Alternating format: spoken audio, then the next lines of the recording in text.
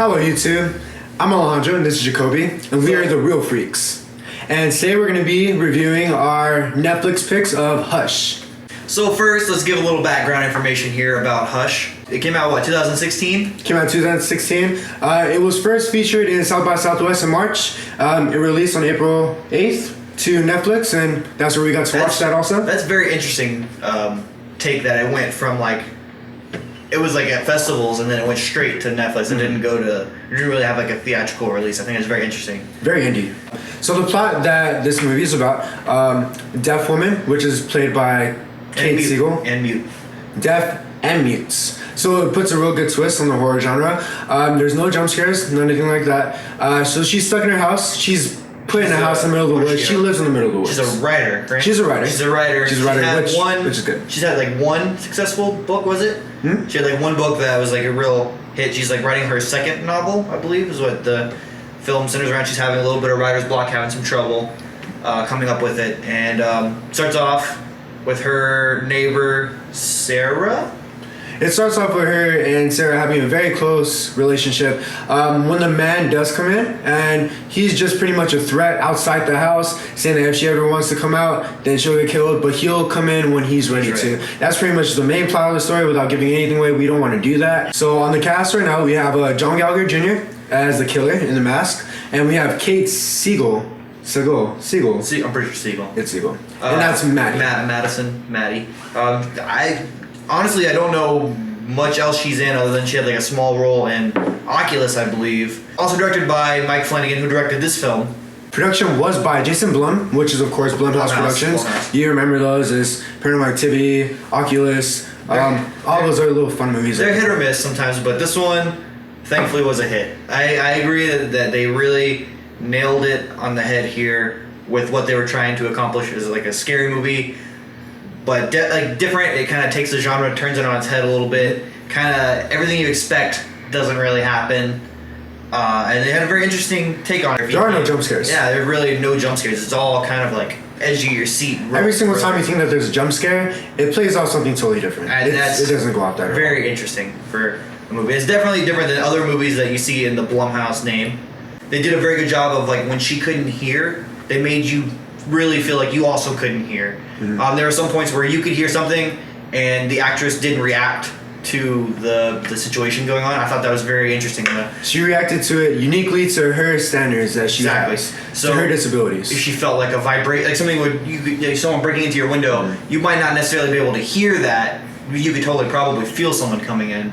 So I think that was very interesting take on that as well, that they didn't just oh my god, what was that? It was just I felt something, especially with the deaf and blind. Sorry, not blind. Oh man, if she was blind, deaf, and mute, that would not have been a good. She should have been dead already. I'm sorry, guys. she was okay with the deaf and mute part of it. That was insanely creative, to the point of it was almost had a dark humor kind of turn. Very. Some of it was kind of like a comedy almost, to the point where the killer was knocking on the window and she couldn't hear. Negativity. If I have to say anything negative, it would probably just be nitpicking, because it was very positive. I would be hard pressed to find something that I really didn't like about this movie. I try to look for something. If I try to nitpick and I looked at every scene, it'll be very difficult, because they did cater to the fact that she is deaf and she is mute. So when you look at those specific scenes, she has the technology that they do use, the same sensors, everything off of your iPhone. Comes to all technologies, they did everything to her advantage, and they did everything on point. Please go watch this. Please watch this movie. It is actually really good. I came into it okay, this is going to be another Netflix scary movie. It wasn't another Blumhouse film that I was not going to be scared of. But no, it was atmospheric as all hell. It was really... They did a very good job of not letting you predict anything that was going to happen. So for our scores, again, pacing was well done. Everything was well done. For me, it's going to be a 4.7 out of 5. We're going decimals here. That's how intricate we're going to be. Wait, 7. No, 7. Not 8. No, we're going to be 7. And for me, I'm going to give it, it's pretty good, right? But for me, I'm going to give it just a straight 4. Just straight. Straight 4? Nah, I go 4.1. It was great. It was a great movie. He's hard to impress. I'm not hard to impress, really. It's just that 4.1 seems good. 5.0 is really tough.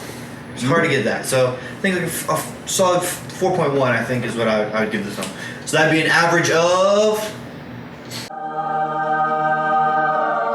With that, I think we're gonna finish our review here of Hush. Comment below. Let us know which Netflix movie you want us to review next. Our next Netflix picks.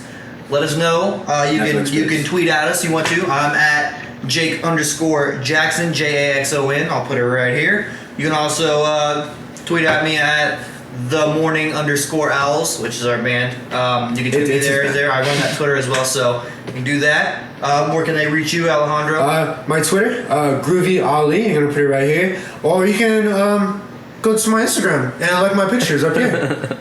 and I will be updating frequently. We will be updating frequently. Yeah. And also follow Stephen Wonder right here. No, don't follow. Get him out of here. Rest in peace. He's not dead, but he sure as f*** is acting like it. Yeah, he's gone. But I love him though. Follow his band.